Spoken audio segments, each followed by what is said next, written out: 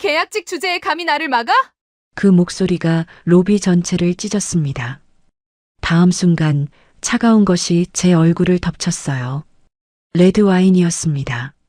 눈 위로, 코 위로, 입술 위로 흘러내렸습니다. 붉은 액체가 흰 셔츠 깃을 적시는 게 느려진 화면처럼 보였어요. 그리고 뺨, 불에 닿은 것 같았습니다. 고개가 옆으로 꺾이고 귀가 멍멍해졌어요. 로비의 모든 소리가 사라졌습니다. 대리석 바닥 위에 와인 방울이 똑똑 떨어지는 소리만 들렸거든요. 저는 고개를 들었습니다. 화려한 트위드 재킷을 입은 그 여자가 저를 내려다보고 있었어요. 마치 벌레를 밟은 사람처럼. 로비에 있던 수십 명 중 단 한 사람도 움직이지 않았습니다. 이 이야기는 6개월 전으로 거슬러 올라갑니다. 이야기 시작 전 구독과 좋아요 부탁드려요. 어디에서 듣고 계신지 적어주시면 그쪽을 향해 복 받으시길 기도드리겠습니다. 저는 새벽 5시 반에 눈을 떠요. 알람이 울리기 전에요. 몸이 먼저 아니까 일어나야 할 시간을. 원룸 불을 켜면 7평짜리 방이 하얗게 드러납니다. 접어놓은 이불, 벽에 걸린 유니폼, 어젯밤에 다려놓은 블라우스. 제 하루는 늘 그 블라우스에서 시작됐어요. 주름 하나 없이 펴놓아야 마음이 놓이거든요. 아무리 피곤해도 그것만큼은 빼먹지 않았습니다. 씻고 나와서 머리를 말리다 보면 현관문 앞에서 비닐봉지 소리가 났어요. 엄마였습니다. 새벽 4시에 일어나서 김밥을 싸가지고 오신 거예요. 배를 누르지 않고 문고리에 걸어두고 가시거든요. 저한테 들키면 괜히 미안해 하시니까. 봉지를 들고 들어오면 김이 아직 따뜻했어요. 김밥 2줄이랑 메모지 하나. 오늘도 힘내. 엄마가 응원해. 글씨가 삐뚤빼뚤한 게 서두르셨나 봅니다. 저는 그 메모지를 지갑 안쪽에 접어 넣었어요. 버리지 못했거든요. 한 번도. 지하철은 5시 52분에 타야 합니다. 의자에 앉으면 유니폼이 들어있는 가방을 무릎 위에 올려놓고 눈을 감았어요. 28해를 살면서 제가 가진 건 별로 없었습니다. 대학 졸업장 하나, 호텔 계약직 사원증 하나, 그리고 새벽마다 김밥을 싸다 주시는 엄마 하나. 그래도 저는 이 호텔에 간다는 게 좋았어요. 로열 그랜드 호텔. 할아버지가 세운 호텔이에요. 나를 버린 할아버지가. 할아버지 이야기를 처음 들은 건 12살 때였습니다. 아버지가 돌아가신 건 제가 7살 때였어요. 기억나는 건 많지 않습니다.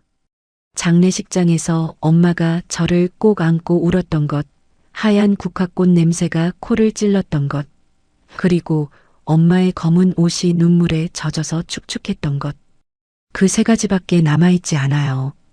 어느 날 학교에서 가족 그림을 그리는 숙제가 나왔거든요. 다른 애들은 할아버지, 할머니까지 그렸는데 저는 엄마 하나만 그렸어요. 집에 와서 물었습니다. 엄마, 할아버지는 어떤 사람이야? 엄마가 설거지하던 손을 멈추셨어요. 한참을 아무 말 없이 서 계셨습니다. 수돗물 흐르는 소리만 부엌을 채웠어요. 저는 뭔가 잘못 물었다는 걸 느꼈습니다. 엄마가 수돗물을 잠그시고 돌아서셨어요.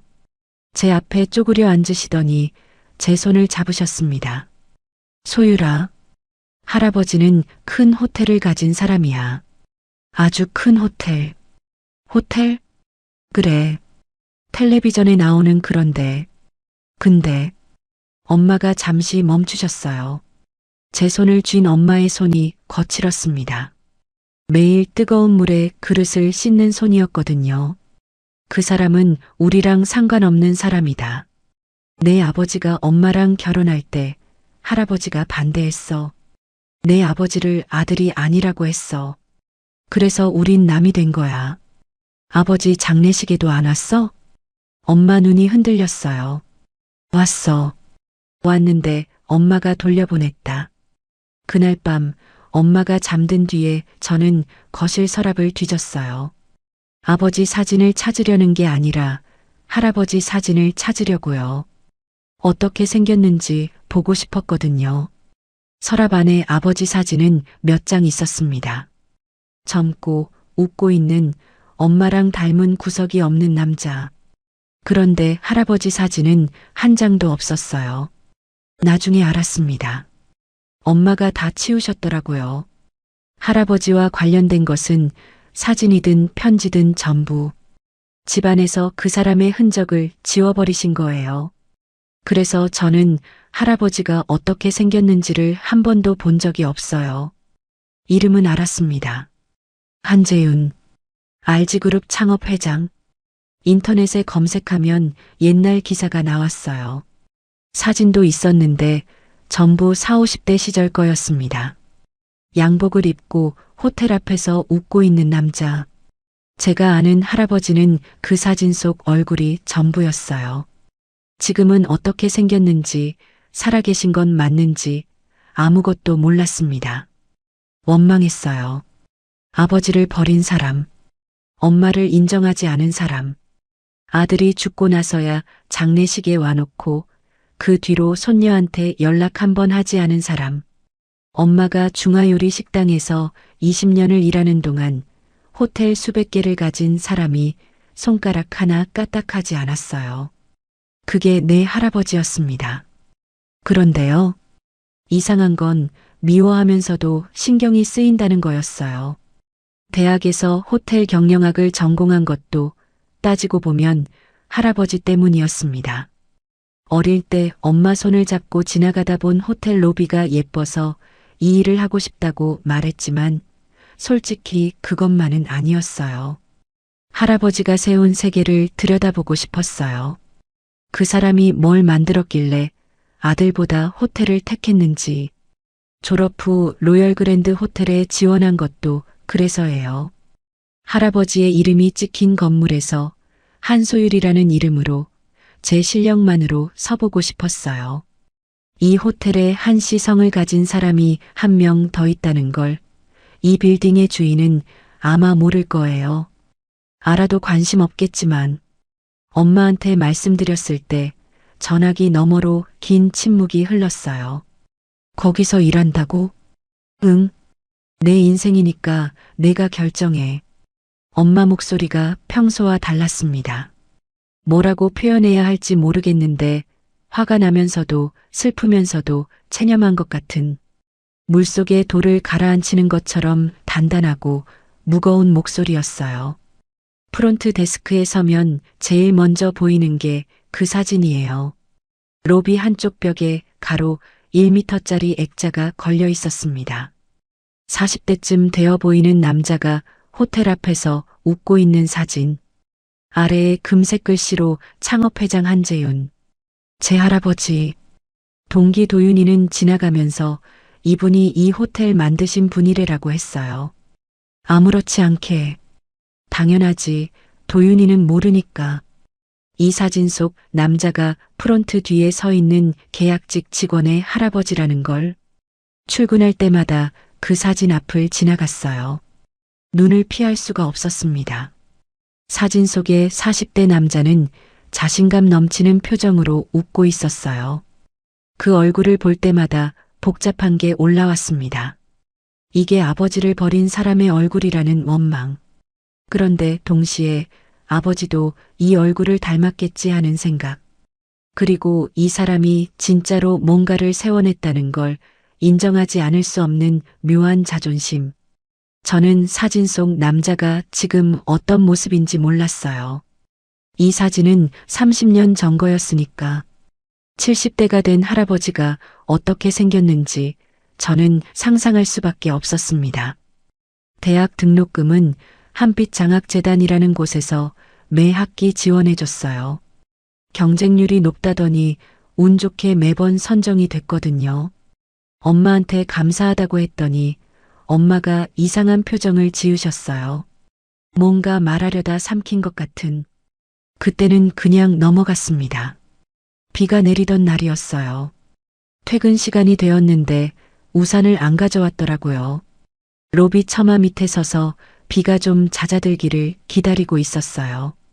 그때 옆에서 인기척이 났습니다. 이거 주차관리원 어르신이셨어요. 짙은 회색 조끼에 야구 모자를 쓴 70대쯤 되어 보이는 분이었습니다. 한 기사님이라고 불렸어요. 매일 주차장 입구에서 손님 차 문을 열어주시는 분이었는데 말이 별로 없으셔서 저는 목례만 하고 지나가는 사이였거든요. 그분이 접이식 우산 하나를 내밀고 계셨어요. 가져가요. 젊은 사람이 비 맞으면 안 돼. 아, 아니에요. 기사님 쓰셔야죠. 나는 차 안에 있으면 돼. 괜찮아. 제가 계속 사양하니까 그분이 우산을 제 손에 쥐어주셨어요. 손이 닿았는데 크고 마른 손이었습니다. 핏줄이 도드라지고 손등에 검버섯이 있었지만 손아귀 힘은 단단했어요. 내일 돌려주면 돼요. 그리고 한마디를 더 하셨습니다. 수고했어요, 오늘도. 별것 아닌 말이었어요. 누구나 하는 인사말이잖아요. 그런데 이상하게 가슴이 찡했습니다. 수고했다는 말을 진심으로 들은 게 얼마만인지 몰랐거든요. 엄마 말고는 아무도 그런 말을 해준 적이 없었어요. 직장에서는 더더욱. 저는 우산을 펴고 빗속으로 걸어가면서 뒤를 한번 돌아봤어요. 어르신은 주차장 지붕 아래에 서서 빗줄기를 바라보고 계셨습니다. 모자챙 아래로 보이는 눈이 어딘가 먼 곳을 보고 있는 것 같았어요. 왜인지 모르겠지만 그 뒷모습이 오래도록 눈에 남았습니다. 로열 그랜드 호텔에는 보이지 않는 서열이 있었어요. 가장 위에는 총괄이사 정민수가 있었습니다. 양복에 넥타이, 늘 반듯한 차림이었고 로비를 지나가시면 직원들이 일제히 허리를 굽혔어요. 겉으로는 점잖은 분이었습니다. 그런데 그분이 지나간 자리에는 늘 차가운 기운이 남았어요. 눈이 웃지 않는 사람이었거든요. 그리고 그분의 부인, 최유나. 그분은 손님이 맞는데 돈을 내지 않는 손님이었어요. 라운지에서 친구들과 와인을 마시고 스파를 이용하고 때로는 스위트룸에서 모임을 했습니다. 모두 이사님 부인이니까 가능한 일이었어요. 송현정 지배인님이 저한테 처음 한 말이 기억납니다. 한사원, 저분은 정 이사님 부인이시야. 뭐든 맞춰드려. 사모님이 편하셔야 우리도 편한 거야. 저는 그 말이 불편했어요. 손님이면 손님이지 왜 이사님 부인이라는 게 별도의 매뉴얼이 되는 건지. 규정에는 그런 항목이 없었거든요. 할아버지가 이 호텔을 이렇게 만들려고 세운 건 아닐 텐데 하는 생각이 스쳤어요. 아니, 그 사람이 뭘 의도했든 상관없지만 적어도 호텔이라는 게 이런 식으로 돌아가는 건 아닌 것 같았습니다. 하지만 이 일을 제기할 수는 없었어요. 계약직이니까. 말 한마디가 다음 계약 갱신에 영향을 줄 수 있으니까.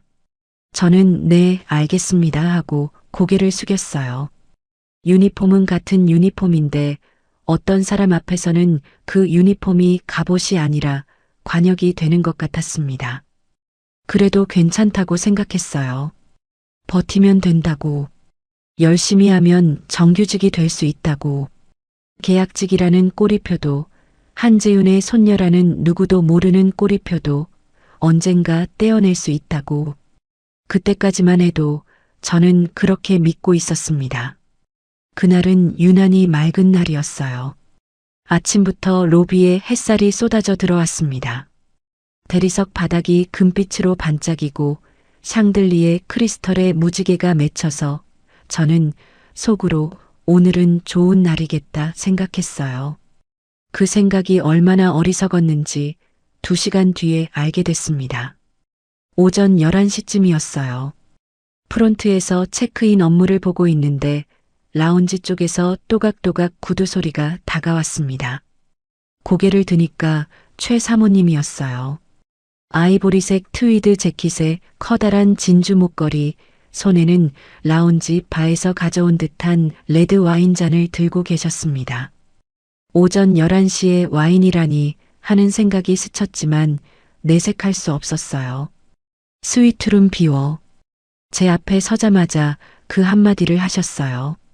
안녕하세요도 없이 저를 쳐다보지도 않으셨습니다. 와인잔을 든 손의 손톱이 짙은 빨간색이었는데 그게 묘하게 눈에 들어왔어요. 오늘 친구들이랑 쓸 거야. 6시까지 준비해놔. 저는 컴퓨터 화면을 확인했습니다. 스위트룸은 이미 예약이 잡혀 있었어요. 해외에서 오시는 단체 투숙객이었거든요. 사모님, 확인해 보겠습니다. 오늘 스위트룸에 기존 예약이 있어서 잠시만 기다려 주시면 객실 상황을 조율해서 안내해 드리겠습니다. 매뉴얼대로 말씀드린 거였어요. 예약이 있으면 확인하고 조율하는 게 순서니까요. 저는 잘못한 게 아니었습니다. 그런데 사모님의 얼굴이 변했어요. 마치 벽을 때린 것처럼 천천히, 아주 천천히 고개를 돌려서 저를 보셨습니다. 눈이 가늘어지고 입꼬리가 내려갔어요. 그 표정을 보는 순간 등줄기가 서늘해졌습니다. 뭔가 잘못되고 있다는 걸 본능이 알았거든요. 뭐라고? 사모님, 기존 예약 확인 후 바로 안내해 드리겠습니다. 저는 같은 말을 한 번 더 했어요. 목소리가 떨리지 않도록 애썼습니다. 계약직 주제에 감히 나를 막아? 그 말이 로비 전체에 울렸습니다.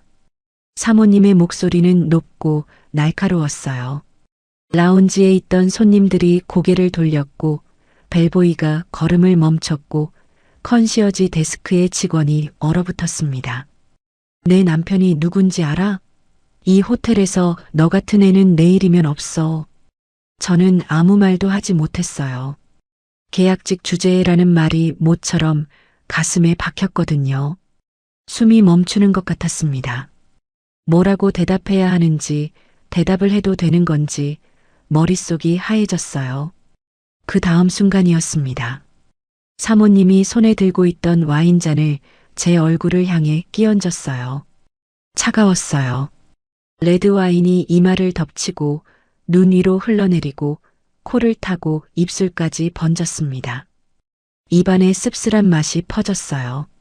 눈을 감았는데도 와인이 눈꺼풀 사이로 스며들어 따갑고 앞이 붉게 물들었습니다. 블라우스 깃으로 와인이 스며드는 게 느껴졌어요. 아침에 다림질한 주름 하나 없던 그 블라우스요. 느려진 화면 같았습니다.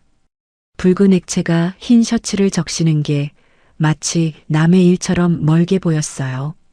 그리고 뺨, 불에 닿은 것 같았습니다.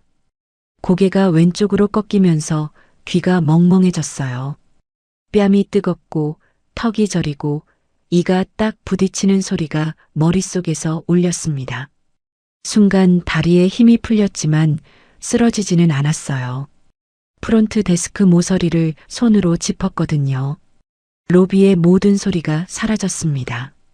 수십 명이 있었어요. 손님도 직원도 벨보이도 컨시어지도 전부 보고 있었습니다. 그런데 아무도 움직이지 않았어요. 아무도.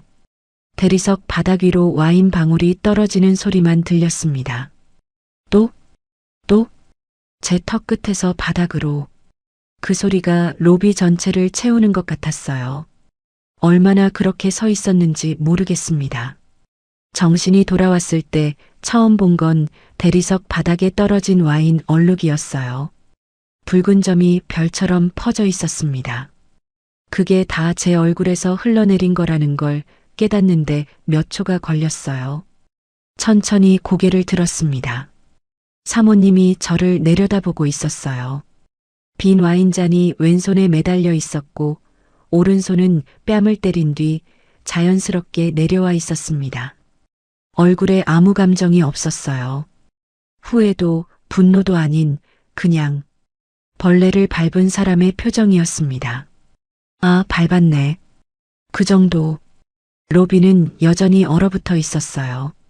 그 수십 명 중 단 한 사람도 저한테 오지 않았습니다. 그때 시야 끝에서 뭔가가 보였어요. 로비 유리문 너머 주차장 쪽 한 기사님이 서 계셨습니다. 주차관리원 조끼를 입은 채 유리문 이쪽을 바라보고 계셨어요. 멀어서 표정까지는 보이지 않았습니다. 그냥 서 계셨어요. 꼼짝도 않고. 저는 그분한테도 시선을 보낼 여유가 없었어요. 눈앞이 뿌옇게 번져가고 있었으니까요. 누군가 제 팔을 잡았습니다. 한사원, 이리 와요. 송현정 지배인님이었어요. 저를 로비에서 끌다시피 직원 복도로 데려갔습니다.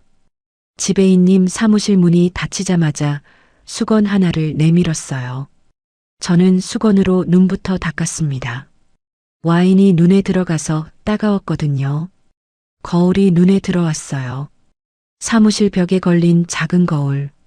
거기에 비친 제 모습은 사람 같지 않았습니다. 얼굴 전체가 붉은 와인에 젖어 있고 머리카락이 이마에 달라붙어 있고 블라우스 가슴팍이 시뻘건 얼룩으로 물들어 있었어요. 오른쪽 뺨이 부어서 원래 얼굴이 아닌 것 같았습니다. 지배인님이 제 맞은편에 앉으셨어요. 잠시 침묵이 흘렀습니다. 그리고 말씀하셨어요. 한사원, 사모님한테 사과 한마디만 해. 사모님 기분 풀어드리면 아무 일도 없었던 거야. 귀를 의심했습니다. 와인을 끼얹고 뺨을 때린 사람이 저쪽인데 사과를 하라는 건 저한테였거든요. 지배인님, 저는 규정대로 한 건데요. 규정이 중요해. 이 호텔에서 계속 일하는 게 중요해. 지배인님의 눈이 달라져 있었어요. 평소에는 항상 웃고 계셨는데 그때는 웃음이 없었습니다.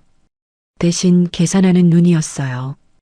이걸 어떻게 처리하면 자기한테 피해가 안 오는지를 따지는 눈. VIP 관리가 우리 업무잖아. 사모님이 편하셔야 이사님도 편하시고 이사님이 편하셔야 우리가 편한 거야. 알지? 저는 수건을 꽉 쥐었습니다. 손이 떨리고 있었거든요. 분노 때문인지 모욕감 때문인지 모르겠었어요. 둘 다였을 겁니다. 지배인님, 저는 잘못한 게 없습니다. 지배인님이 한숨을 쉬셨어요. 한사원, 이 바닥에서 잘못이 있고 없고가 중요한 게 아니야. 살아남는 게 중요한 거야. 저는 아무 대답도 하지 못했습니다. 사무실을 나서는데 복도 끝에 도윤이가 서 있었어요. 벽에 등을 기대고 제 쪽을 보고 있었습니다. 눈이 마주쳤어요. 도윤이의 얼굴에 미안함이 가득했습니다. 입을 열려는 것 같았어요. 뭔가를 말하고 싶은 것 같았습니다. 그런데 말하지 않았어요. 고개를 돌렸습니다. 천천히, 마치 제가 안 보이는 것처럼. 저는 직원 화장실로 들어갔어요. 문을 잠그고 변기 뚜껑 위에 앉았습니다. 그리고 소리 없이 울었어요. 목구멍에 수건을 틀어막은 것처럼 숨이 나오지 않았습니다. 와인 냄새가 머리카락에서, 블라우스에서, 피부에서 올라왔어요. 한참을 울다가 화장실 천장에 형광등을 올려다 봤습니다. 하얀 불빛이 눈에 아팠어요. 그때 밖에서 소리가 들렸습니다. 로비 쪽이 아니라 주차장 쪽이었어요. 직원 화장실 환기구로 바깥 소리가 들어오거든요. 누군가의 목소리였습니다. 낮고 갈라진 노인의 목소리. 이 호텔이 원래는 이런 곳이 아니었어. 한 기사님 목소리였어요. 혼잣말 같았습니다. 누군가에게 하는 게 아니라 자기 자신에게 하는 말 같았어요. 그 목소리에 담긴 슬픔이 환기구를 타고 스며들었습니다. 가슴이 묘하게 찔렸어요. 할아버지가 이 꼴을 보면 뭐라 하실까 하는 생각이 스쳤거든요. 아버지를 버린 사람이지만 이 호텔을 세운 건 그 사람이니까. 적어도 직원한테 와인을 끼얹는 곳으로 만들려고 세운 건 아니었을 거예요. 아니, 그 사람이 뭘 의도했든 지금 나하고 상관없지만 이상한 건 기사님의 그 한마디가 제 속에서 맴돌았다는 거예요. 마치 저 대신 화를 내주는 것 같았거든요. 이 호텔이 원래 이런 곳이 아니었다고, 누군가는 알고 있다고. 왜 주차관리원 어르신이 그런 말을 하시는 건지는 모르겠었어요. 오래 일하셨으니까 옛날을 아시는 건가 하고 넘겼습니다. 그때는 정말 그 정도였어요. 그 한마디가 얼마나 무거운 말이었는지를 그때는 정말 몰랐습니다. 그날 밤 저는 원룸으로 돌아와서 현관문을 닫자마자 주저앉았어요. 신발도 벗지 못한 채 바닥에 쭈그려 앉았습니다. 한참을 그렇게 있다가 겨우 일어나서 화장실로 갔어요. 거울을 봤습니다. 얼굴에는 와인 자국이 아직 남아 있었어요. 닦았다고 생각했는데 귀 뒤쪽이랑 목에 붉은 얼룩이 말라붙어 있었습니다. 오른쪽 뺨은 저녁이 되니까 더 부어서 눈 아래까지 퉁퉁했어요. 거울 속에 저는 아침에 출근하던 사람과 같은 사람이 아닌 것 같았습니다. 블라우스를 벗었어요.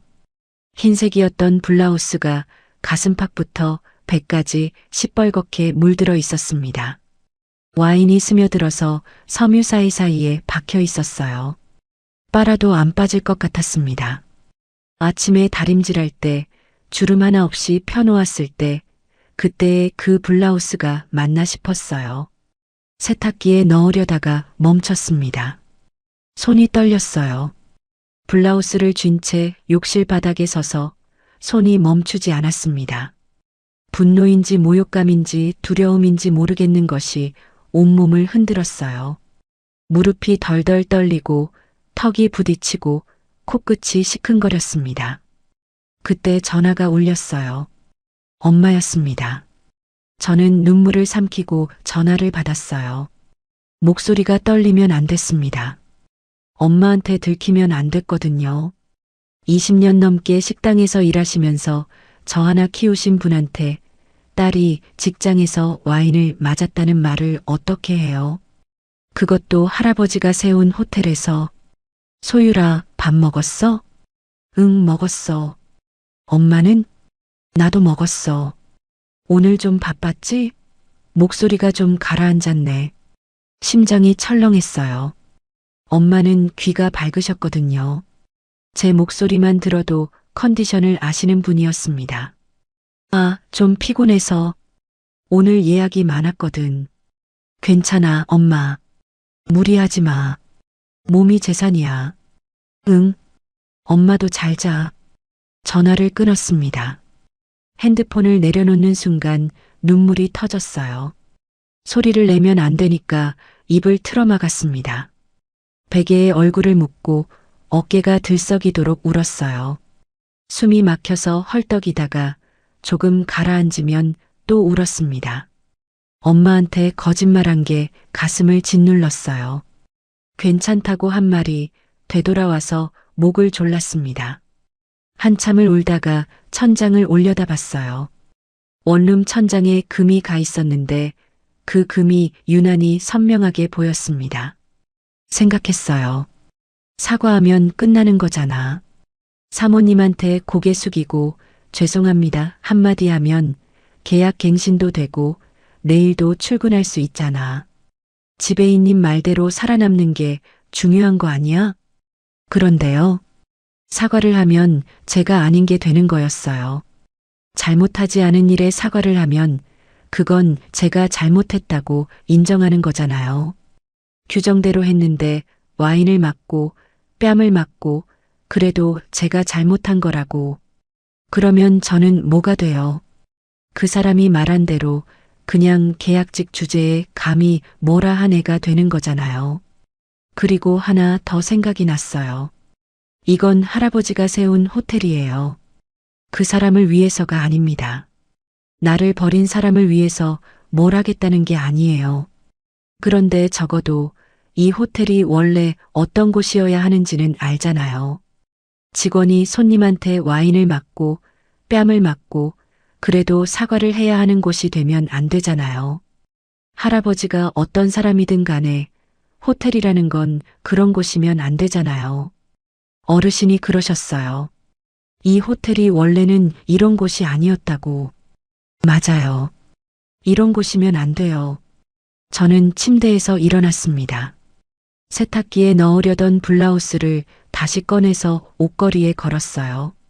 시뻘건 얼룩이 그대로 있었습니다. 저는 그 블라우스를 한참 바라봤어요. 이건 내 잘못이 아니야. 이건 증거야. 참으면 내가 아닌 게 된다. 다음 날 아침 저는 출근했습니다. 새 블라우스로 갈아입고 유니폼을 단정히 추스르고 프론트 데스크가 아닌 다른 곳으로 먼저 갔어요. 본관 4층 윤리경영실. 문을 열고 들어가니까 직원 한 명이 앉아 있었습니다. 40대 남자였는데 제가 들어오자 살짝 당황한 표정을 지었어요. 프론트 직원이 여기까지 올 일은 거의 없었으니까요. 무슨 일이시죠? 내부 신고서를 제출하러 왔습니다. 목소리가 떨렸지만 눈은 떨지 않으려고 했어요. 저는 전날 밤에 작성한 신고서를 내밀었습니다. A사 2장짜리였어요. 날짜, 시간, 장소, 사건 경위, 목격자 이름, CCTV 확인 요청. 하나도 빠뜨리지 않았습니다. 밤새 떨리는 손으로 썼거든요. 직원이 신고서를 받아들고 훑어보더니 저를 올려다봤어요. 확인해 보겠습니다. 그 한마디뿐이었습니다. 눈을 마주치지 않았어요. 신고서를 책상 위에 내려놓는 손이 느렸습니다. 무겁게 느꼈다기보다는 귀찮게 느끼는 것 같았어요. 저는 인사를 하고 나왔습니다. 복도에 서서 한숨을 내쉬었어요. 가슴이 두근거렸습니다. 올바른 일을 했다는 안도감보다 이제부터 뭐가 어떻게 될지 모른다는 두려움이 더 컸어요. 그래도 돌아가지 않았습니다. 반격은 빨랐어요. 신고서를 제출하고 이틀 뒤 인사팀장이 저를 불렀습니다. 한소율 사원, 계약 만료 시점이 다음 달이죠? 갱신 여부를 검토 중인데 최근 업무 성과 평가가 좀 아쉬운 부분이 있어서 업무 성과 미달. 1년 반 동안 지각 한 번 없고 고객 만족도 조사에서 프론트 직원 중 상위권이었는데 갑자기 성과가 미달이라니. 신고서를 낸 지 이틀 만에 저는 뭐라고 말해야 할지 몰랐습니다. 아니, 알고 있었어요. 이게 뭔지. 그래도 입이 떨어지지 않았어요. 네, 알겠습니다. 겨우 그 한마디를 하고 나왔습니다. 같은 날 오후 송현정 지배인님이 저를 따로 불렀어요. 직원복도 구석이었습니다. 주변에 아무도 없는 걸 확인하시더니 낮은 목소리로 말씀하셨어요. 한사원, 나도 내 입장 이해해. 그런데 현실적으로 생각해봐. 지금이라도 신고 취소하면 내가 계약 연장 추천서 써줄게. 한사원 생각해서 하는 말이야. 지배인님 눈에 진심이 섞여 있었는지도 모릅니다. 아니면 자기가 불편해지는 게 싫었던 건지도. 저는 구분할 수가 없었어요. 그 순간에는 모든 게 다 회색으로 보였거든요. 누가 적이고 누가 아닌지 아무것도 모르겠었습니다. 지배인님, 생각해 볼게요. 그 말만 하고 돌아섰어요. 생각해 볼 마음은 없었습니다. 그냥 더 이상 말을 하면 울 것 같았거든요. 나중에 알게 된 일이지만 그 시각에 다른 곳에서도 전화가 오가고 있었습니다. 정 이사님이 보안팀장한테 전화를 했다고 해요. 로비 CCTV 4월분 점검 일정 당겨. 오늘 중으로. 보안팀장이 점검이면 녹화분 처리도 포함인가요? 라고 물었고 이사님이 알아서 해라고 대답했다고요. 그 전화가 녹취되고 있었다는 것도 누군가가 그 녹취를 이미 확보했다는 것도 그때의 저는 전혀 몰랐습니다. 그때 저한테는 그런 걸 알 방법이 없었으니까요. 퇴근 시간이었어요. 직원 출입구를 나서는데 바깥이 어두워져 있었습니다. 4월인데도 저녁 바람이 찼어요. 재킷 지퍼를 올리면서 주차장 쪽으로 걸어가는데 익숙한 모습이 보였습니다. 한 기사님이 주차장 경비실 옆 벤치에 앉아 계셨어요. 퇴근 시간이 한참 지났는데도요. 제가 지나가려니까 어르신이 저를 부르셨습니다. 소율 씨, 멈춰 섰어요. 어르신이 벤치에서 일어나시더니 주머니에서 뭔가를 꺼내셨습니다. 자판기 캔커피였어요. 따뜻한. 이거. 건네시는 손이 약간 떨리고 계셨어요. 추워서가 아닌 것 같았습니다. 많이 힘들지? 그 한마디에 코끝이 찡했어요. 이를 악물었습니다. 여기서 울면 안 된다고 생각했거든요. 이 호텔 앞에서는 울면 안 된다고. 그런데 안 됐어요. 기사님, 저 잘못한 거 없는데. 목소리가 갈라졌습니다. 왜 제가 이렇게 되는 건지 모르겠어요. 규정대로 한 건데 저만 잘못한 사람이 됐어요. 아무도 제 편이 아니에요. 말을 하다 보니 눈물이 흘러내렸어요. 주차장 가로등 불빛 아래에서 캔커피를 들고 울었습니다. 한심했어요. 28살 먹은 사람이 주차장에서 노인 앞에서 우는 게. 어르신은 아무 말씀 안 하셨어요. 대신 제 등을 토닥여 주셨습니다. 천천히 조심스럽게. 마치 아주 오래전부터 연습한 것처럼 익숙한 손길이었어요. 크고 마른 손이었는데 거칠었지만 따뜻했습니다. 한참을 그렇게 울었어요. 어르신은 한 번도 울지 말라고 안 하셨어요. 그냥 등을 토닥이시면서 기다려 주셨습니다. 주차장에 다른 사람은 없었어요. 그 시간, 그 장소에서 세상에는 저와 이 어르신 두 사람만 있는 것 같았습니다. 이상한 생각이 스쳤어요. 아버지가 살아계셨다면 이런 느낌이었을까? 내가 올 때 아무 말 없이 등을 토닥여주는 사람. 그런 사람이 내 인생에 있었다면 어땠을까? 허리가 굽은 이 어르신한테서 한 번도 만나지 못한 아버지 같은 온기가 느껴졌습니다. 왜 그런지는 모르겠었어요. 눈물이 좀 잦아들었을 때 어르신이 말씀하셨어요. 잘 이겨낼 거야. 제가 고개를 들어 어르신을 올려다봤어요. 가로등 빛이 역광으로 비쳐서 얼굴이 잘 보이지 않았습니다. 그런데 눈만은 보였어요. 눈이 젖어 있었습니다. 이상했어요. 제가 우는 건데 왜 어르신 눈에 눈물이 고여 있는 건지. 소율 씨는 강한 사람이니까. 어르신 목소리도 떨리고 있었습니다. 마치 저한테 하는 말이 아니라 자기 자신한테 다짐하는 것 같았어요. 저는 캔커피를 두 손으로 감쌌어요. 알루미늄이 따뜻했습니다.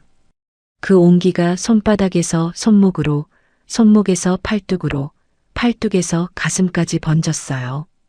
감사합니다, 기사님. 감사는 커피 식기 전에 마셔.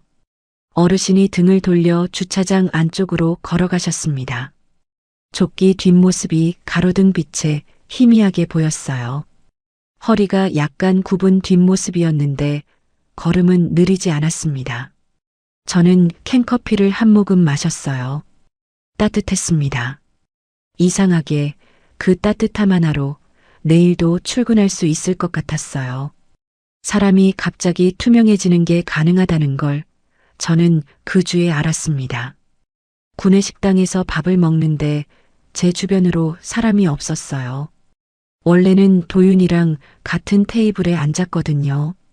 프론트 팀 사람들이 몰려앉는 창가 쪽 자리가 있었는데 그날은 제가 식판을 들고 가니까 자리가 이미 다 차 있었습니다. 어제까지는 비어있던 자리가요. 구석 자리에 혼자 앉았어요. 된장찌개에 밥을 말아서 떠먹는데 맛이 안 느껴졌습니다. 혀가 둔해진 것 같았어요. 숟가락이 입으로 갈 뿐이지 무엇을 먹고 있는지 모르겠었습니다. 반찬 하나를 집으려고 젓가락을 뻗는데 맞은편 테이블에서 시선이 느껴졌어요. 고개를 들으니까 도윤이었습니다. 눈이 마주쳤어요. 1초, 2초, 도윤이 입술이 움직이는 것 같았습니다. 뭔가 말하고 싶은 것 같았어요. 그런데 도윤이 옆에 앉은 선배가 팔꿈치로 도윤이를 쿡 찔렀어요. 도윤이가 고개를 돌렸습니다. 천천히, 마치 제가 안 보이는 것처럼 숟가락을 내려놓으려다가 참았어요. 여기서 숟가락을 내려놓으면 지는 거라고 생각했거든요. 아무도 안 보는 데서 지는 건 괜찮은데 다들 보는 데서 지면 안 됐습니다. 저는 된장찌개를 끝까지 먹었어요. 한 숟가락도 남기지 않았습니다. 맛은 하나도 몰랐지만요. 식판을 반납하고 나오는데 복도에서 도윤이가 뒤따라왔어요. 주변에 아무도 없는 걸 확인하더니 작은 목소리로 말했습니다. 소율아, 멈춰 섰어요. 미안해. 도윤이 눈이 빨개져 있었어요. 나도 그날 봤어. 다 봤어. 근데 나도 가족이 있어서 정규직 잘리면 애들 학원비도 못 내. 그러니까 말끝이 흐려졌습니다. 도윤이가 입술을 깨물었어요. 눈물이 고였지만 떨어지지는 않았습니다. 저는 도윤이의 손을 잡았어요. 알아. 괜찮아, 도윤아. 진심이었습니다. 도윤이를 원망할 수 없었어요. 도윤이한테는 두 아이가 있었거든요. 6살, 4살. 사진을 보여줄 때마다 눈이 반짝거리던 도윤이가 그 아이들을 지키려고 입을 다무는 건 비겁한 게 아니었습니다. 그건 도윤이 방식의 용기였어요. 다만 도윤이의 손을 놓고 돌아서는데 복도가 유난히 길게 느껴졌어요. 발소리가 벽에 부딪혀 돌아왔습니다. 제 발소리밖에 없었어요. 이해한다는 말이 진심이었는데도 혼자라는 사실이 뼈를 긁었습니다.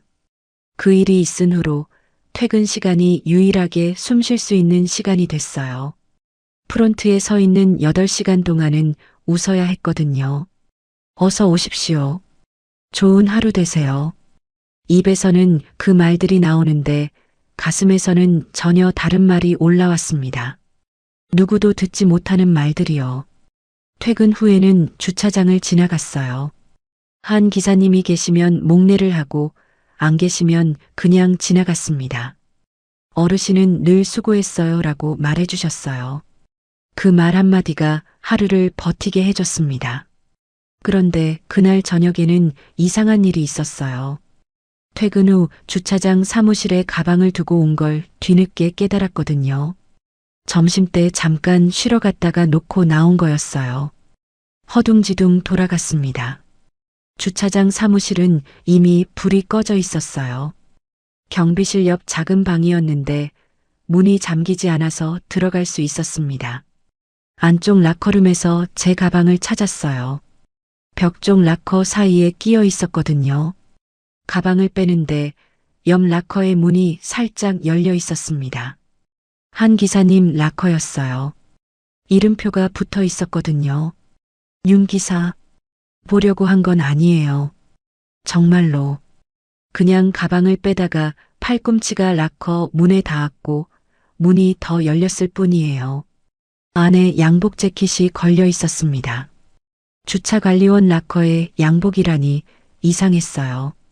그것도 아무 양복이 아니었습니다. 천의 질감이 달랐어요. 제가 호텔에서 일하면서 수많은 투숙객의 양복을 봤거든요. 비싼 양복은 빛이 달라요. 이 재킷은 그런 빛이 났습니다. 호기심에 잠깐 안주머니를 봤어요. 거기 가죽 수첩이 하나 들어 있었습니다. 작고 낡은 수첩이었는데 표지에 금박으로 두 글자가 새겨져 있었어요. 알지. 심장이 한 박자 멈췄습니다. 알지. 로열 그랜드. 할아버지 회사 마크잖아. 매일 로비에서 보는 로고, 유니폼 소매에 새겨진 로고, 로비 초상화 아래 명판에 적힌 그 두 글자. 제가 원망하면서도 떠나지 못하는 이 호텔의 이름. 그게 주차관리원 어르신 라커 안에 있었어요. 라커 앞에서 멈춰 섰습니다. 손에 든 수첩을 내려다봤어요. 금박이 반쯤 벗겨져 있었습니다. 오래된 물건이었어요. 누가 최근에 선물한 게 아니라 오랫동안 간직한 것 같았어요. 왜? 주차관리원 어르신이 왜 RG그룹 수첩을 가지고 계시지? 본사에서 나눠주는 기념품은 볼펜이나 텀블러였어요. 가죽 수첩은 본 적 없었습니다. 그것도 금박 각인이면 임원급한테 주는 거 아니야? 머릿속에서 뭔가가 걸렸어요. 어르신의 양복. 주차관리원 치고 너무 고급인 양복. 그리고 RG 수첩. 그리고 어르신이 하셨던 말. 이 호텔이 원래는 이런 곳이 아니었어. 그 말투. 마치 이 호텔을 자기가 아는 것처럼. 옛날에 이 호텔을 직접 겪은 것처럼. 설마. 아니, 설마가 뭐야? 주차관리원 어르신이 무슨 70 넘은 어르신이 RG그룹이랑 무슨 상관이야. 임원이었다면 주차장에서 일할 리가 없잖아. 옛날에 본사에서 일하다 은퇴하신 분인가? 아니, 그래도 이 양복은 설명이 안 되는데. 수첩을 펼치지는 않았어요. 남의 물건을 함부로 보면 안 되니까. 재킷을 원래대로 밀어넣고 락커 문을 닫았습니다. 돌아서면서도 가슴이 이상하게 두근거렸어요. 뭔가 맞지 않는 퍼즐 조각을 본 것 같은 느낌. 그런데 퍼즐의 전체 그림을 모르니까 이 조각이 어디에 들어가는지 알 수 없었습니다. 주차관리원이 재벌 회장일 리는 없잖아. 그 생각에서 더 나아가지 못했어요. 그건 드라마에서나 나오는 일이니까. 현실에서는 그런 일이 없으니까. 그래서 넘어갔습니다. 지금 생각하면 그때 한 발짝만 더 생각했으면 어땠을까 싶어요. 수첩을 펼쳤다면, 양복 안감의 이니셜을 확인했다면, 그랬으면 제가 먼저 알았을까요? 그런데 그때의 저한테는 그건 상상할 수 없는 일이었습니다. 해고 통보가 온 건 금요일 오후였어요. 인사팀에서 호출이 왔습니다. 인사팀장이 서류 하나를 밀었어요. 계약직 근로계약 갱신 심사 결과 통보서라고 적혀 있었습니다. 한소율 사원, 심사 결과 계약 갱신 불가 결정이 내려졌습니다. 가슴이 내려앉았어요. 알고 있었습니다. 이럴 줄. 신고서를 낸 순간부터 이렇게 될 거라는 건 알고 있었어요. 그래도 직접 듣는 건 달랐습니다. 글자로 보는 건 달랐어요. 갱신 불가라는 네 글자가 눈에 박혀서 빠지지 않았습니다. 사유가 뭔가요? 업무 성과 미달입니다. 인사팀장이 눈을 마주치지 않았어요. 서류를 뒤적이면서 말했습니다. 자기도 이게 말이 안 되는 줄 알면서 읽고 있는 거였어요. 그 사람도 이 호텔에서 살아남아야 하는 사람이었으니까. 눈앞이 캄캄해지려는 걸 느꼈어요. 심장이 빨라지고 손끝이 차가워지고 무릎이 흔들렸습니다. 여기서 주저앉으면 안 된다고 생각했어요. 이 사람들 앞에서 무너지면 정말로 끝이니까. 저는 숨을 깊이 들이마셨습니다. 업무 성과 미달이라는 근거를 서면으로 주세요. 인사팀장이 고개를 들어 저를 봤어요. 눈이 커졌습니다. 서면으로요? 네. 평가 기준, 평가 점수, 평가자 이름을 포함한 서면 자료를 요청합니다. 그리고 부당해고 구제 신청하겠습니다. 제 목소리는 떨리고 있었어요. 그런데 말은 또렷했습니다. 전날 밤에 인터넷으로 찾아봤거든요. 계약직도 부당해고 구제 신청을 할 수 있다는 걸, 공익신고를 이유로 한불이익은 위법이라는 걸, 그 지식이 저를 서 있게 해줬어요.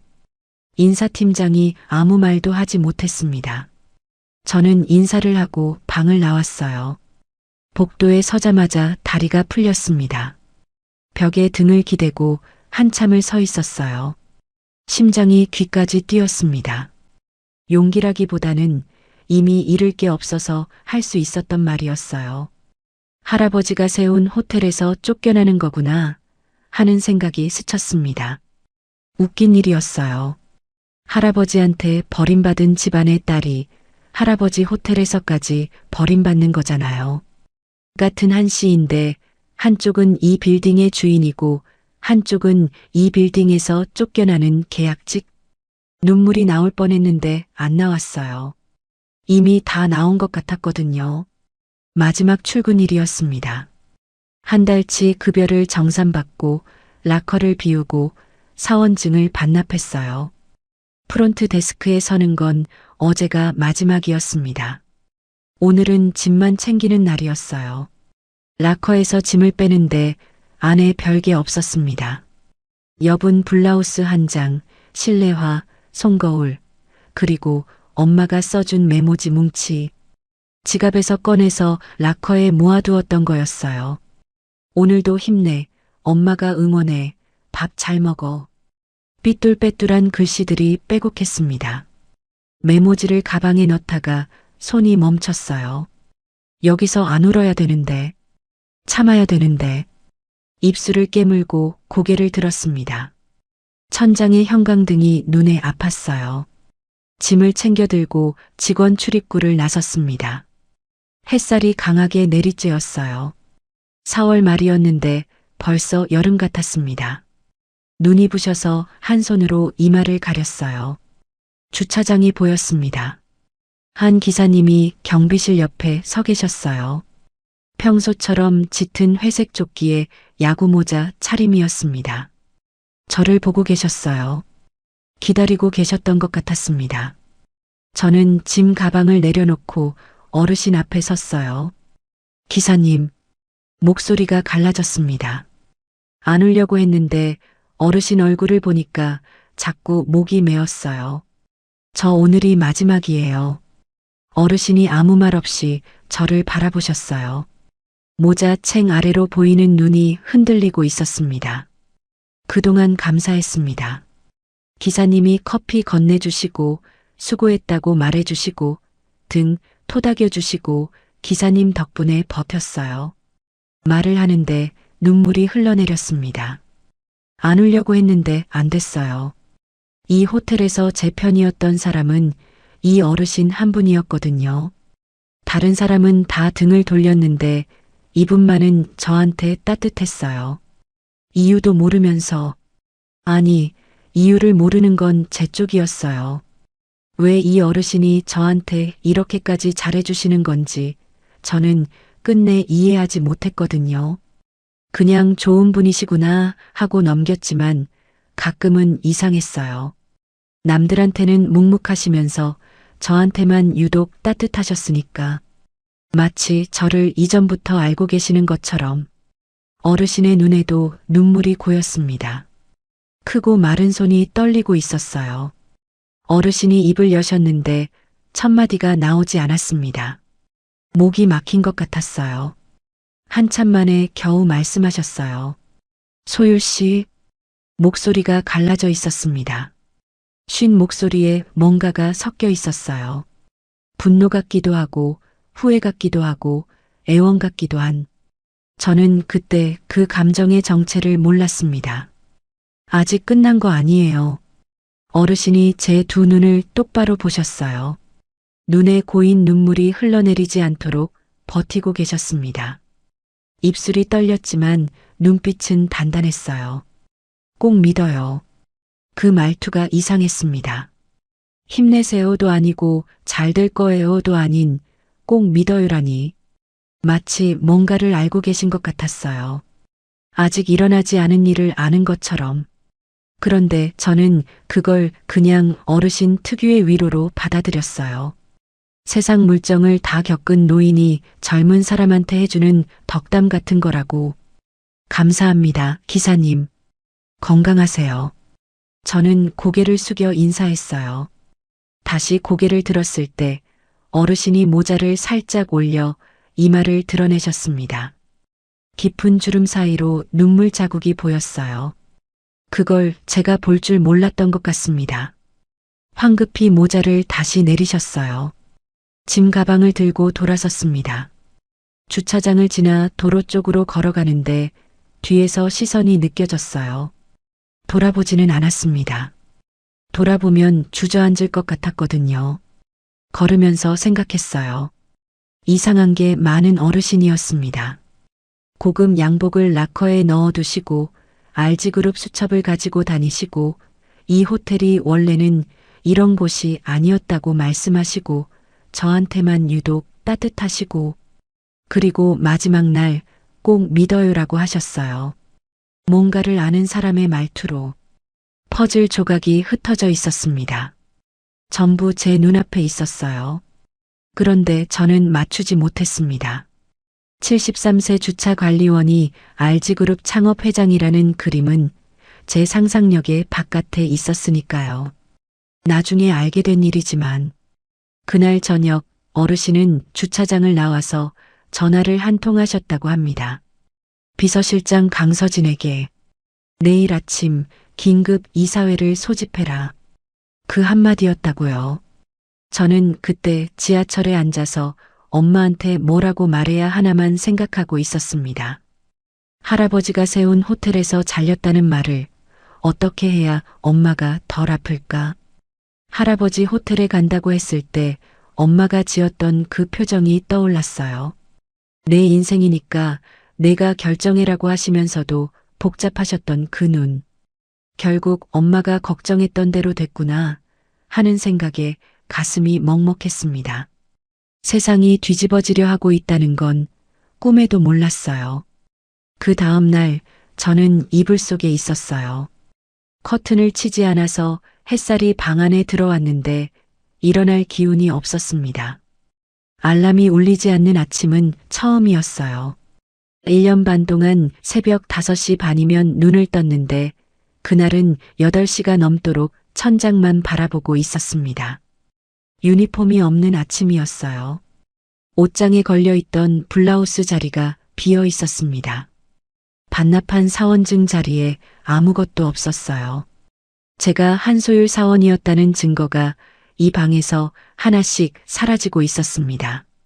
할아버지가 세운 호텔에서 쫓겨났다. 그 문장이 천장 위에 떠 있는 것 같았어요. 원망하면서 들어간 곳에서 원망할 새도 없이 밀려났습니다. 이 호텔에서 제 실력으로 서보겠다던 자존심은 1년 반 만에 계약 해지 통보서 한 장으로 끝이 났어요. 엄마한테는 어젯밤에 말씀드렸습니다. 계약이 끝났다고 다른 데 알아볼 거라고. 잘렸다는 말은 못했어요. 엄마는 전화기 너머로 한참 아무 말 없으셨습니다. 그리고 그래, 좀 쉬어. 엄마가 김밥 싸갈게 하셨어요. 거기 그만두는 게 낫겠다도 내가 뭘 했어도 안 하셨습니다. 그 말에 또 울 뻔했지만 참았어요. 9시쯤 핸드폰이 울렸습니다. 모르는 번호였어요. 그 시각 제가 모르는 곳에서 일이 벌어지고 있었습니다. 이 이야기는 나중에 들었어요. 강서진 실장님이 할아버지가 그리고 도윤이가 각각의 입장에서 저한테 들려준 이야기를 합치면 이렇습니다. 그날 아침 8시 RG그룹 전 이사에게 비서실장 명의로 긴급 통지가 발송됐다고 해요. 회장 안건 긴급 이사회. 정관 제28조 긴급 소집 조항에 따라 당일 오전 10시 본관 대회의실 정민수 이사님이 전화를 받고 이상하다고 느꼈대요. 회장이 이사회를 소집하는 건 10년 만이었으니까요. 비서실에 확인 전화를 했지만 강 실장님은 회장님 지시입니다라는 말만 반복했다고 합니다. 10시 대회의실 이사진 5명이 앉아 있었어요. 정민수 이사님이 상석 옆자리에 앉았고 송현정 지배인님은 배석으로 구석에 앉았다고 해요. 문이 열리기를 기다리는 동안 회의실이 조용했대요. 10년 만에 회장이 나타난다는 것 자체가 무슨 뜻인지 다들 감은 잡았지만 확신은 없었다고. 문이 열렸습니다. 양복 차림의 노신사가 들어오셨대요. 짙은 차콜 블랙 수트에 흰 셔츠, 버건디색 넥타이, 백발을 깔끔하게 빗어넘긴 마르고 허리가 꼿꼿한 70대 노인. 정민수 이사님이 일어서서 인사했대요.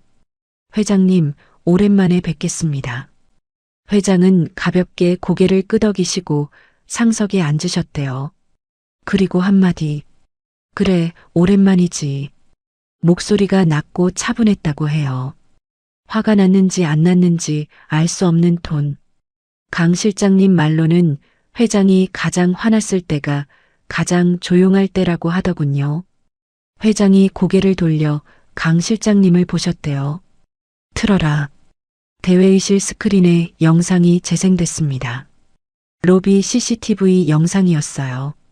프론트 데스크 앞에 서 있는 여자가 호텔 직원의 얼굴에 와인을 끼얹는 장면, 뺨을 때리는 장면, 직원이 데스크 모서리를 잡고 간신히 서 있는 장면, 로비에 아무도 움직이지 않는 장면. 이사회장이 조용해졌대요. 숨소리도 들리지 않았다고. 영상이 끝나자 다른 영상이 이어졌습니다. 통화 녹취와 화면이 함께 재생됐어요. 정민수 이사님의 목소리. 로비 CCTV 4월분 점검 일정 당겨. 오늘 중으로. 보안팀장 목소리가 이어졌대요. 점검이면 녹화분 처리도 포함인가요? 알아서 해. 이사회장에 다시 침묵이 흘렀어요. 정민수 이사님의 얼굴이 하얗게 질렸다고 합니다. 회장이 천천히 일어서셨대요. 6개월 동안 내가 이 호텔 주차장에서 일했어. 회장의 목소리가 이사회장을 채웠대요.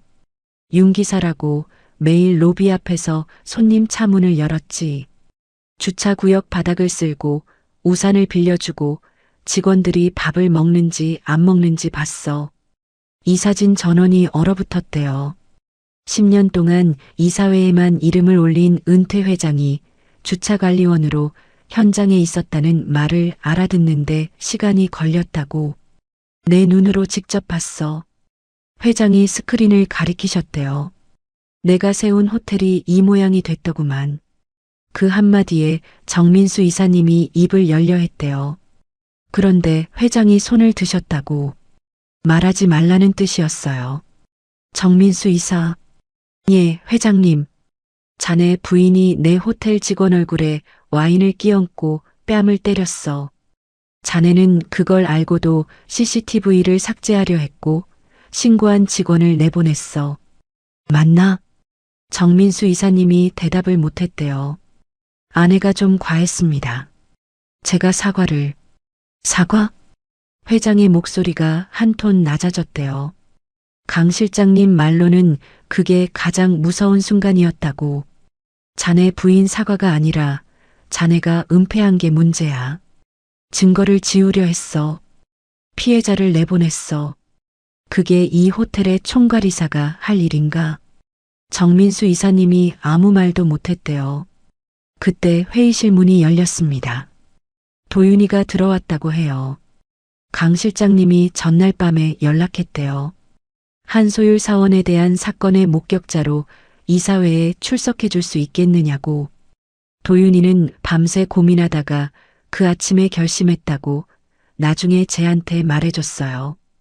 도윤이가 이사회 앞에 섰대요. 목소리가 떨렸지만 또렷했다고.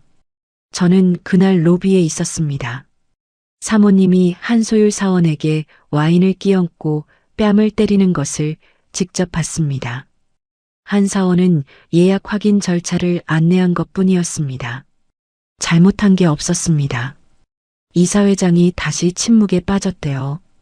회장이 고개를 끄덕이셨대요. 그리고 이 사진을 한번 둘러보시며 말씀하셨다고. 정민수 이사 해임 안건을 상정합니다. 사유는 직원 폭행 사건 은폐, 증거 인멸 시도, 공익신고자에 대한 보복적 계약 해지, 찬반을 묻겠습니다. 만장일치, 해임 가결. 그 자리에서 최윤아의 호텔 연구 출입 정지도 결정됐대요. 송현정 지배인님은 경고 조치와 직위 해제 후 재심사. 정민수 이사님이 의자에서 일어서지 못했다고 해요. 다리에 힘이 풀린 것 같았대요.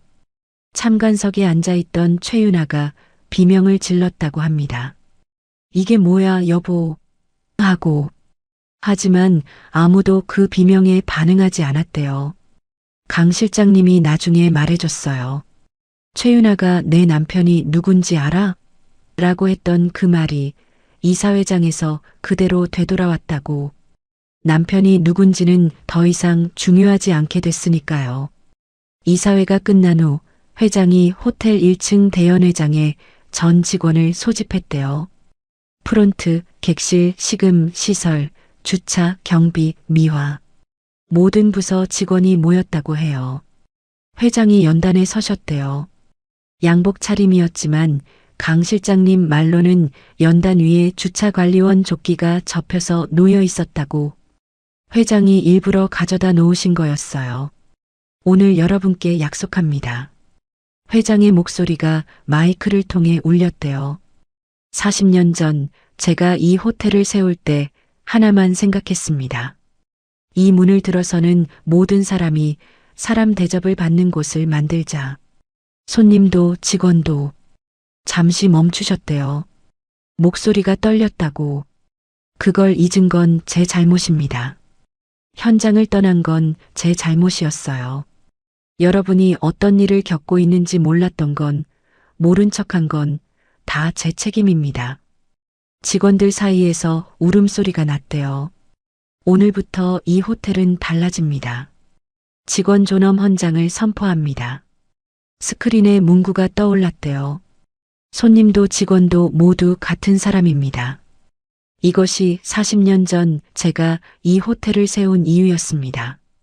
그리고 오늘 다시 시작하는 이유입니다. 직원들이 박수를 쳤다고 해요. 처음엔 몇 명이 시작했는데 금방 대연회장 전체로 퍼졌대요. 울면서 박수 치는 사람이 많았다고. 도윤이도 울었다고 했어요. 이 이야기를 전해 들은 건 그로부터 2시간 뒤였습니다. 9시에 울렸던 모르는 번호. 저는 전화를 받았어요. 한소율 씨이십니까? 여자 목소리였어요. 차분하고 단단한 목소리. 네, 맞는데요. RG그룹 비서실장 강서진입니다. 회장님께서 소율 씨를 뵙고 싶어 하십니다. 지금 호텔로 와주실 수 있으시겠습니까? RG그룹 비서실장이 저한테 전화를. 회장님이 저를 보자고.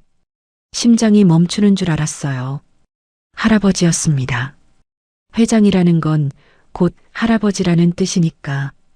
28년을 살면서 한 번도 직접 연락이 온 적 없는 사람이 왜 지금, 왜 하필 제가 잘린 다음 날에. 머릿속이 뒤죽박죽이었습니다. 화가 나는 건지, 당황한 건지, 아니면 기다렸던 건지 스스로도 모르겠었어요. 네, 가겠습니다. 전화를 끊고 한참을 앉아 있었어요. 가야 하나? 20년 동안 연락 한 번 안 한 사람이 이제 와서 뭐, 잘린 손녀가 불쌍해서? 아니면 자기 호텔에서 손녀가 와인을 맞았다는 게 체면이 안 서서? 그래도 갔습니다. 원망하는 사람한테는 한마디 하고 싶은 게 있었거든요. 택시에서 내려 호텔 앞에 섰을 때 다리가 떨렸습니다. 어제까지 매일 출근하던 곳인데 하루 만에 낯설었어요. 유니폼이 아닌 사복을 입고 이 문을 들어서는 건 처음이었거든요. 로비에 들어섰습니다. 평소처럼 샹들리에 불빛이 내려오고 대리석 바닥이 반짝이고 있었어요. 그런데 분위기가 달랐습니다. 프론트 직원들이 저를 보고 있었어요. 이상한 눈으로가 아니라 무언가를 아는 눈으로. 로비 한가운데에 사람이 서 있었습니다. 양복 차림의 노신사였어요. 짙은 차콜 블랙 수트, 흰 셔츠, 버건디색 넥타이. 백발을 깔끔하게 빗어넘긴. 걸음이 멈췄어요. 양복을 입고 있으니까 처음 보는 사람 같았습니다. 그런데 체형이 마르고 허리가 살짝 굽고 어깨가 좁은 그 체형. 그리고 얼굴. 깊은 주름. 맑은 눈. 그 눈을 알았어요. 비 오는 날 우산을 건네주시던 눈. 주차장에서 캔커피를 내밀던 눈. 제 등을 토닥이면서 젖어있던 눈. 수고했어요. 오늘도라고 말할 때 초승달처럼 휘어지던 눈. 한 기사님. 다리에 힘이 풀렸어요. 멈춰선 채로 그 사람을 바라봤습니다. 양복은 처음 봤지만 눈은 매일 봤어요. 그 눈이 왜 거기 있는 거죠? 주차 관리원 조끼가 아니라 수천만 원짜리 양복 위에 왜 그 눈이 있는 거죠? 그리고 로비 벽에 걸린 초상화가 시야에 들어왔습니다. 40대의 젊은 남자, 창업회장 한재윤, 매일 원망하며 올려다보던 그 얼굴. 그 얼굴 위로 지금 제 앞에 서 있는 73세의 노인이 겹쳤습니다. 같은 눈이었어요. 30년의 세월이 지워버린 젊음 아래에 같은 눈빛이 남아 있었습니다. 초상화 속에서 자신감 넘치게 웃던 그 눈이 지금은 주름 속에 파묻혀서 눈물을 참으면서 저를 바라보고 있었어요. 옆에 서 있던 여자가 앞으로 나왔습니다. 50대 중반, 단정한 정장 차림. 전화를 건 강서진 실장님이었어요. 소율 씨, 실장님이 차분하게 말했어요. 이분은 로열그랜드 호텔그룹 창업 회장이십니다. 알아요. 압니다. 그건 알고 있었어요. 그리고 소율 씨의 친할아버지이십니다. 그것도 알아요. 제가 모르던 건 그게 아니에요. 6개월간 주차관리팀에서 윤기사로 위장 근무하셨습니다. 소율 씨 곁에 세상이 기울어졌습니다. 한 기사님이 매일 수고했어요 라고 말해주시던 그 어르신이, 비 오는 날 우산을 건네주시던 그 손이, 퇴근길에 캔커피를 주시던 그 사람이, 제가 올 때 아무 말 없이 등을 토닥여 주시던 그 사람이, 할아버지, 라커에 있던 양복, 알지 수첩, 이 호텔이 원래는 이런 곳이 아니었어라는 혼잣말, 저한테만 유독 따뜻했던 이유, 제 등을 토닥이시던 그 손이 왜 그렇게 익숙한 손길이었는지, 아버지가 살아계시면 이런 느낌이었을까 라고 생각했던 그 온기의 정체, 전부 이어졌습니다. 무릎이 꺾였어요. 서 있을 수가 없었습니다. 로비 대리석 바닥 위에서 다리가 접히는데 눈물이 먼저 떨어졌어요. 바닥에 닿기 전에요. 나를 버린 줄 알았어요. 20년 동안 그렇게 믿었습니다. 아버지를 버리고 어머니를 버리고 나를 버린 사람. 한 번도 찾아오지 않고 전화 한 통 하지 않고 손녀가 있다는 것조차 모른 척한 사람. 그런데 여기 있었어요. 바로 옆에 6개월 동안 매일 저한테 수고했어요 라고 말하면서 비를 맞을까봐 우산을 건네면서 제가 울 때 등을 토닥이면서 바로 옆에 서 있었어요. 이름을 숨기고 양복을 벗고 주차관리원 조끼를 입고 할아버지가 다가오셨습니다. 천천히 한 걸음 또 한 걸음, 양복 차림인데도 걸음은 주차장에서와 같았어요. 약간 굽은 허리, 단단한 걸음, 떨리는 손, 제 앞에 서셨습니다.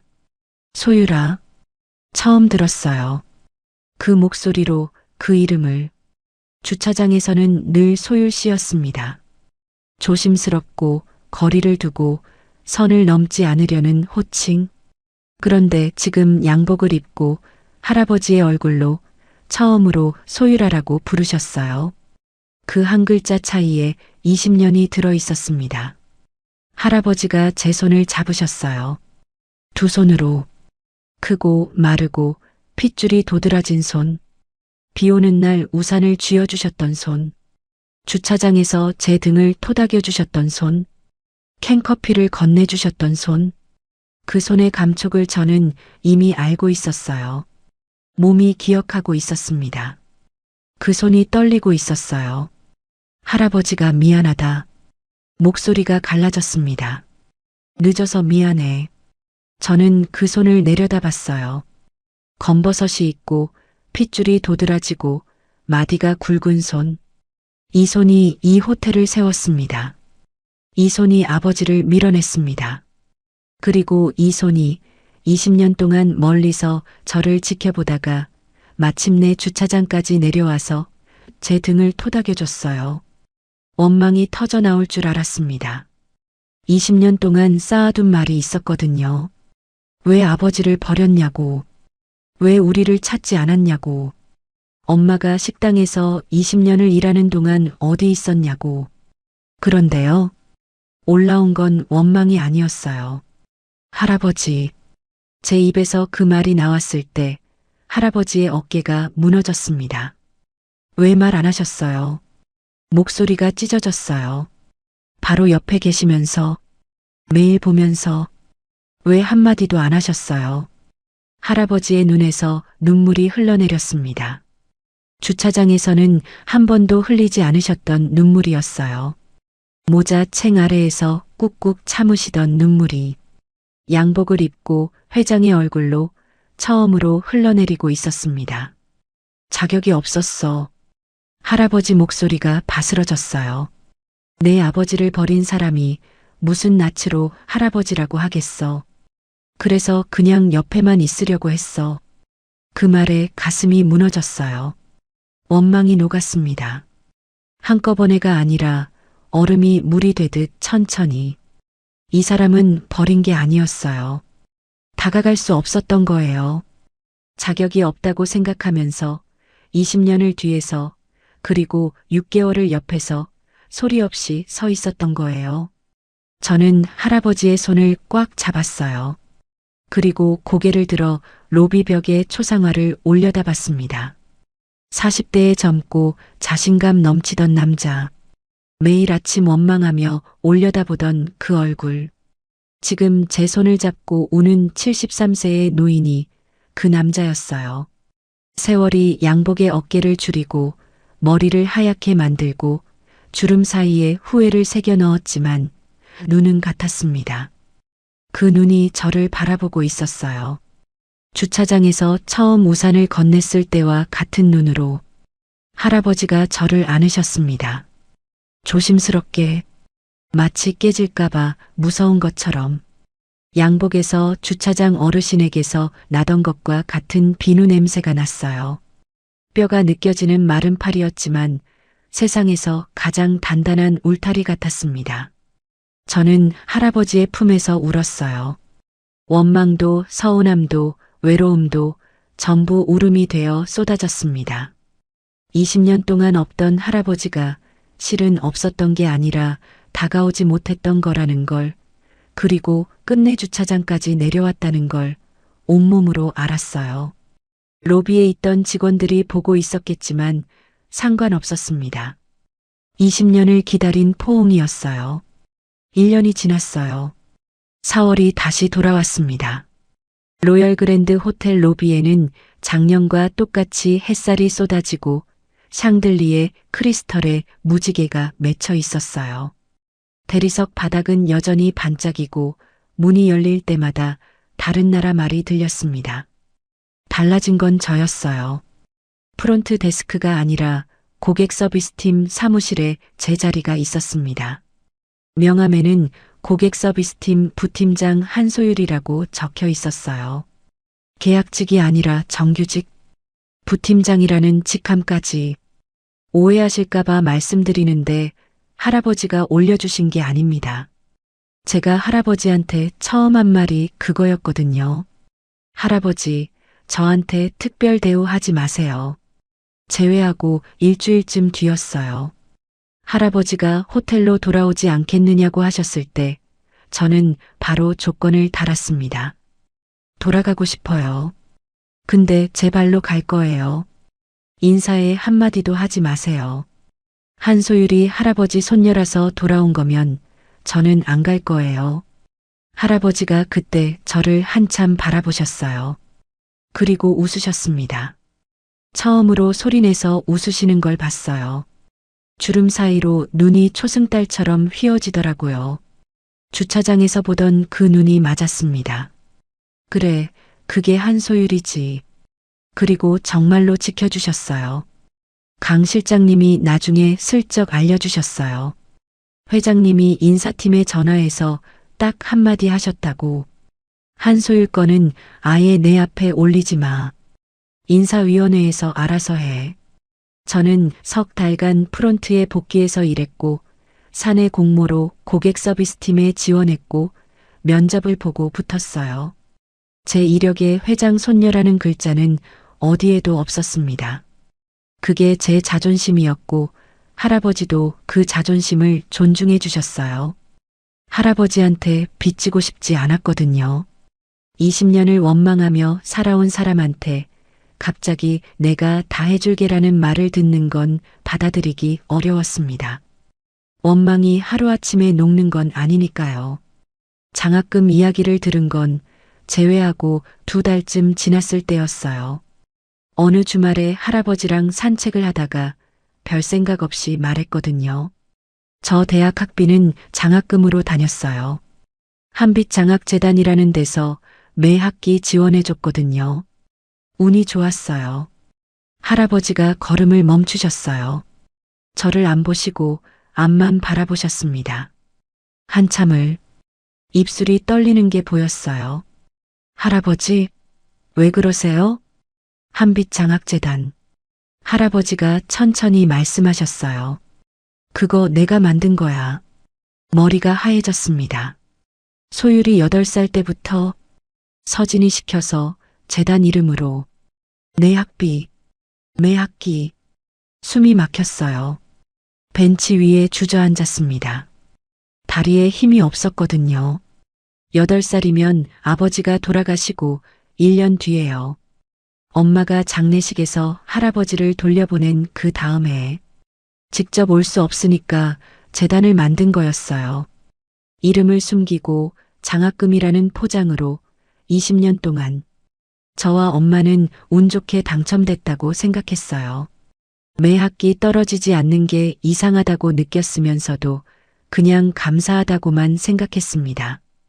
그러면 대학 등록금도 전부,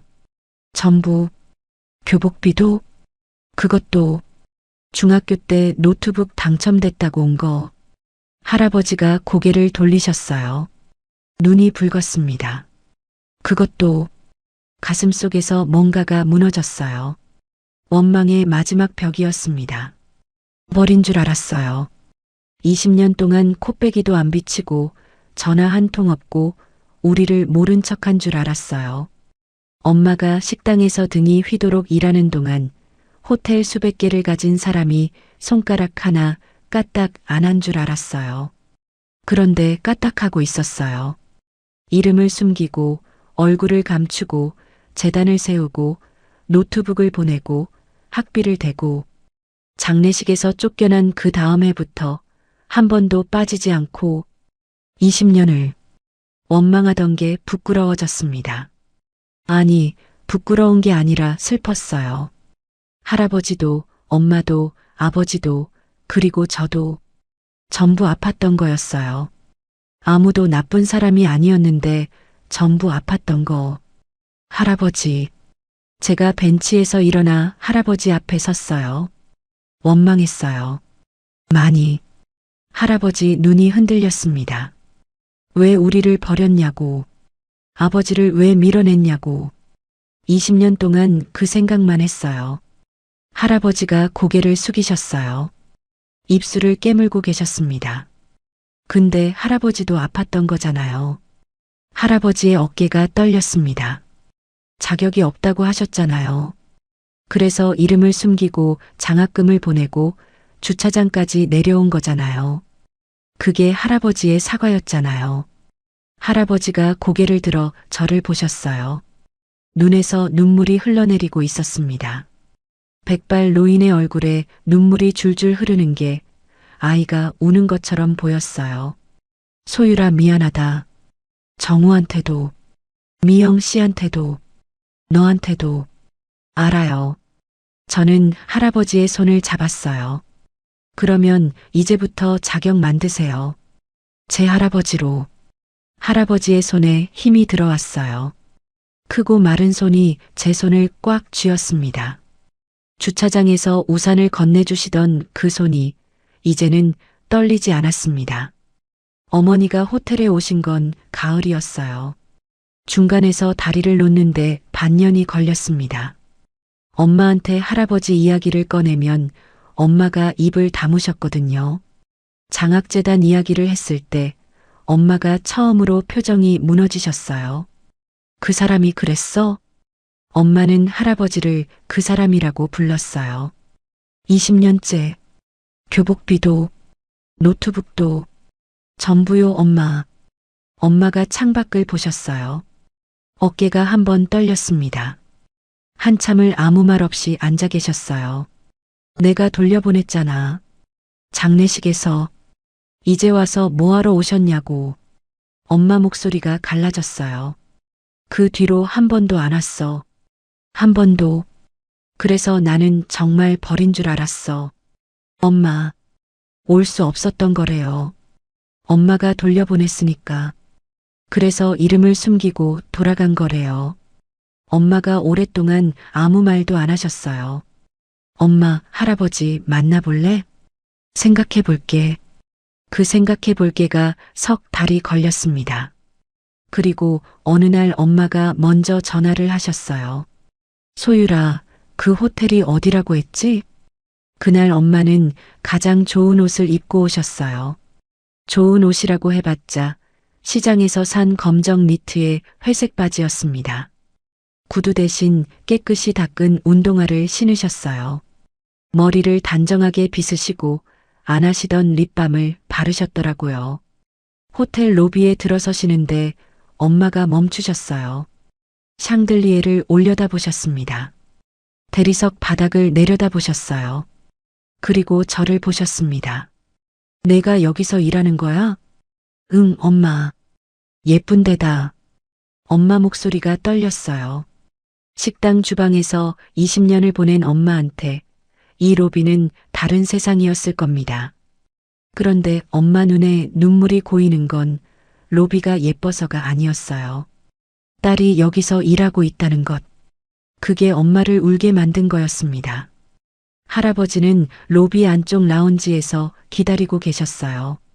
양복을 입고 계셨는데 넥타이는 안 매셨더라고요.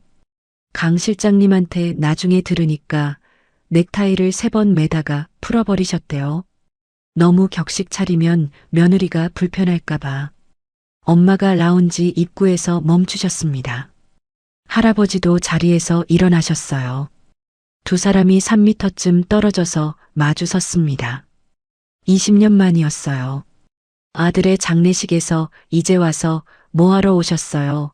하고 돌아선 이후로 처음이었습니다. 침묵이 길었어요. 저는 두 사람 사이에 서서 아무 말도 못했습니다. 이 침묵은 제가 끼어들 수 있는 게 아니었거든요. 20년의 원망과 20년의 후회가 공기 중에 떠 있었습니다. 엄마가 먼저 입을 여셨어요. 아버님. 그 한마디에 할아버지의 눈이 무너졌습니다. 엄마가 그 사람이 아니라 아버님이라고 부른 거였어요. 20년 만에. 아버님, 20년이 늦었지만 엄마 목소리가 갈라졌어요. 입술을 꽉 깨무셨다가 다시 말을 이으셨습니다. 정우가 하늘에서 좋아할 겁니다. 아버지 이름이 나오자 할아버지의 어깨가 떨렸어요. 의자 등받이를 잡고 간신히 서 계셨습니다. 미영 씨, 할아버지가 고개를 깊이 숙이셨어요. 허리가 거의 직각이 될 정도로 74살의 노인이 54살의 며느리 앞에서 허리를 굽혔습니다. 내가 미안하오. 정우한테도 소율이한테도 전부 내 잘못이오. 엄마의 눈에서 눈물이 떨어졌어요. 할아버지의 눈에서도. 저는 두 사람 사이로 걸어가서 양쪽 손을 하나씩 잡았습니다. 엄마의 거친 손, 할아버지의 마른 손, 두 손 다 떨리고 있었어요. 엄마, 할아버지. 그 두 단어를 한 문장에서 부른 건 태어나서 처음이었어요. 요즘 저는 주말마다 할아버지를 만나요. 할아버지는 경영 일선에 복귀하지는 않으셨어요. 새로 선임된 총괄이사에게 실무를 맡기고 본인은 직원존엄위원회 명예위원장이라는 이름만 거창하고 실제로는 한가한 자리를 만드셨어요. 주말에는 저랑 산책을 하셨습니다. 호텔 뒤쪽에 작은 산책로가 있거든요.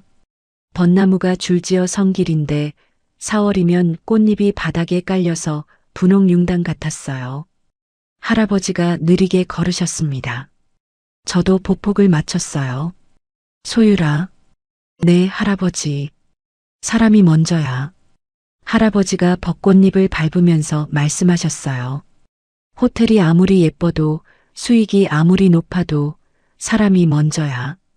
그걸 잊으면 다 무너져. 저는 고개를 끄덕였어요. 할아버지가 그걸 잊어서 잠깐 무너진 거죠? 할아버지가 멈추셨습니다. 저를 보셨어요. 그리고 웃으셨어요.